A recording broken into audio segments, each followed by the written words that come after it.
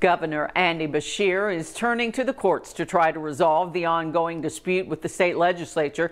The governor filed a lawsuit to block 3 pieces of legislation that would curb his powers during an emergency. It came not long after the Republican-led legislature voted to override the governor's vetoes of those bills, as well as 3 others.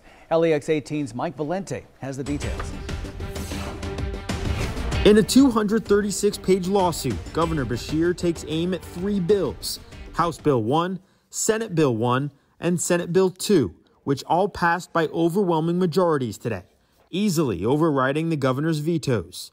The 3 bills were introduced and championed this session by Republicans, many of whom have accused the governor of abusing his powers during the pandemic, which have included executive orders to limit gatherings and implement restrictions on businesses. He does not have the sole and exclusive unfettered discretion unless given to him by statute.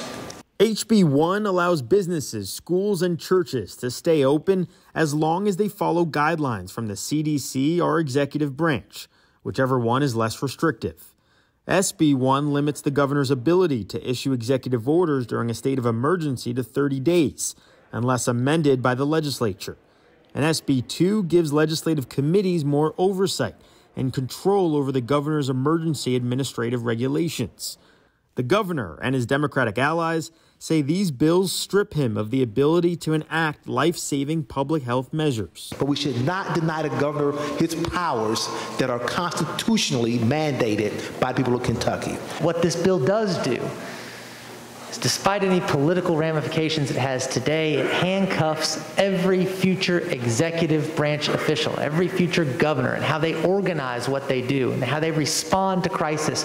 Republican legislative leaders say opponents have engaged in fear-mongering and have distorted the truth about these bills. The fact of the matter is, the governor still has the ability and the authority to act. He has 30 days to do that. And if he goes beyond 30 days, then he has to consult with us on it. It really is that simple. In November, the Kentucky Supreme Court upheld the governor's executive orders, like the mask mandate, in response to the pandemic, ruling that he has the authority to issue such orders. This lawsuit doesn't come as much of a surprise. The governor signaled yesterday he'd take legal action if his vetoes were overridden. And Republican House Speaker David Osborne called the governor's lawsuit unfortunate, but not unexpected. In Frankfort, Mike Valente, LEX 18 News.